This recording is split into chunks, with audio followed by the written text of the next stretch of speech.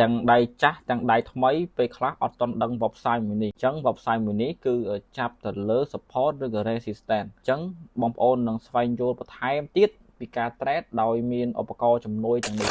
តោះអូខេស្វាគមន៍ទាំងអស់គ្នាមកកាន់វីដេអូថ្មីរបស់យើងអញ្ចឹងវីដេអូថ្មីរបស់យើងនេះគឺយើងផ្ដោតទៅលើសំខាន់ជាងគេគឺទៅលើ support ហើយនិង resistance បងប្អូនទាំងអស់គ្នាដែលអត់ទាន់ស្វែងយល់បន្ថែមអាចសិក្សាបន្ថែមទៀតដើម្បីយល់ឲ្យច្បាស់ពីការ trading អញ្ចឹងនៅក្នុងតម្លៃមួយគឺយើងប្រកាសជាដឹងហើយយើងត្រូវទិញតំបន់ណាឬក៏លក់តំបន់ណាអញ្ចឹងឥឡូវយើងអត់ចំណាយពេលយូរយើងនឹងទៅកាន់វីដេអូទាំងអស់គ្នាមុននឹងដល់វីដេអូបងប្អូនគិតថាវីដេអូនេះមានប្រយោជន៍កុំភ្លេចធ្វើការ like share ហើយនិង comment ម្នាក់មួយផងតោះឥឡូវយើងទៅមើលវីដេអូទាំងអស់គ្នាអញ្ចឹងអូខេសួស្តីទាំងអស់គ្នាឥឡូវនេះបងប្អូនទាំងអស់គ្នាអត់មានអីច្រើនទេបងប្អូនទាំងអស់គ្នាគាត់មកចូលមកក្នុងជ្រោមឬក៏បងប្អូនខ្លះគឺមានអា Safari នេះអញ្ចឹងអា Safari នេះគឺវាល្អដែរនៅក្នុងការ trading អញ្ចឹងបងប្អូនទាំងអស់គ្នាចុចចូល Safari ក៏បានចូល Chrome ក៏បានសម្រាប់អ្នក Android និង iOS អញ្ចឹងខ្ញុំយកជ្រោមហើយបន្តមកទៀតអ្នកទាំងអស់គ្នាអត់មានត្រូវធ្វើអីបន្ថែមទៀតទេគឺអ្នកទាំងអស់គ្នាត្រូវតែ search បាទអញ្ចឹងនៅពេលអ្នកទាំងអស់គ្នា search អ្នកទាំងអស់គ្នា search ពាក្យថា baby មកបាទមិនមែន baby អីទេគឺ baby pip គឺអ្នកទាំងអស់គ្នា search ពាក្យថានេះ baby pip នេះមកអញ្ចឹងនៅពេលអ្នកទាំងអស់គ្នា search baby pip ហើយបន្តមកទៀតអ្នកគ្នា enter មកហើយអ្នកទាំងអស់គ្នានឹងទទួលបាន website មួយនៅខាងលើគេហ្នឹងហើយអញ្ចឹង website នេះនឹងឲ្យអ្នកទាំងអស់គ្នាដឹងពីការ trading ទៅលើលំហូរ support និង resistance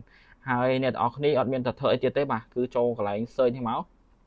អ្នកទាំងអស់គ្នា trading ទៅលើមាសអញ្ចឹងអ្នកទាំងអស់គ្នាវាយ XAUUSD អូខេអ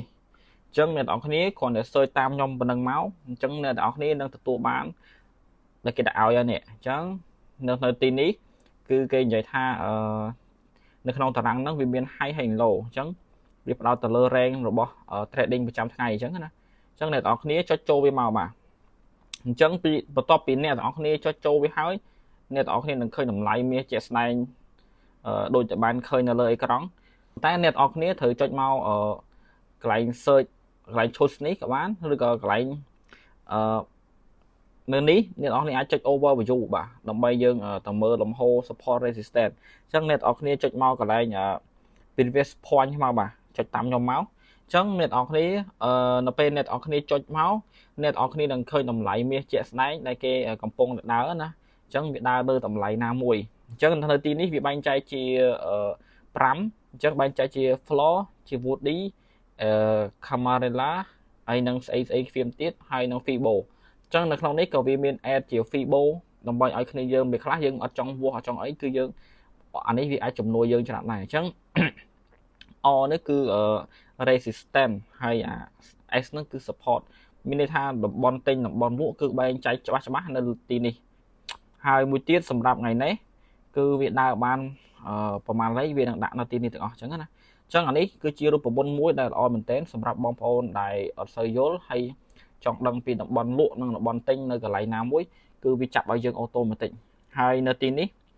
ឥឡូវខ្ញុំឧទាហរណ៍ថាចេះបើសិនជាមាសដល់តម្លៃនេះមួយនេះអញ្ចឹងខ្ញុំធ្វើការ share ខ្លីៗសិនខ្ញុំឧទាហរណ៍ណាអញ្ចឹងអ្នកនរគ្នាអាច share ខ្លីៗអ្នកនរគ្នាអាចទាញយកផល profit អ្នកនរគ្នា close ទៅ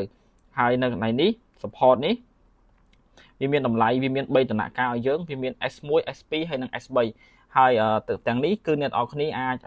មានន័យថាអ្នកនរគ្នាចូលតម្លៃណាមួយអ្នកនរគ្នាអាចធ្វើការទិញបានអញ្ចឹងណាសម្រាប់ថ្ងៃនេះអញ្ចឹងនៅទីនេះគឺមួយថ្ងៃគឺគេអាប់ដេតមួយថ្ងៃអញ្ចឹងបងប្អូនអត់មានអីទេហើយវាខ្ញុំគាត់តែចែករំលែកប៉ុណ្ណឹងហើយនៅខាងនេះទៀតក៏វាមានជាដំណាក់កាលវាដែរហើយតម្លៃក៏វានៅតែខុសគ្នាដូចគ្នាហើយតម្លៃណាបងប្អូនគិតថាអាច sell បានឬក៏អាចទិញបានអ្នកទាំងអស់គ្នាធ្វើយកទៅបាទតម្លៃគឺមានចាត់ចែងនៅលើនឹងស្រាប់ហើយបងប្អូនឆ្ងល់អីចាំខ្ញុំតម្លាក់ link នៅក្នុងហ្នឹងដើម្បីឲ្យបងប្អូនចូលទៅខ្លួនឯងបាទអញ្ចឹងបើសិនជាបងប្អូនឆ្ងល់អាចឆាតសួរខ្ញុំបានអរគុណច្រើនបាយបាយ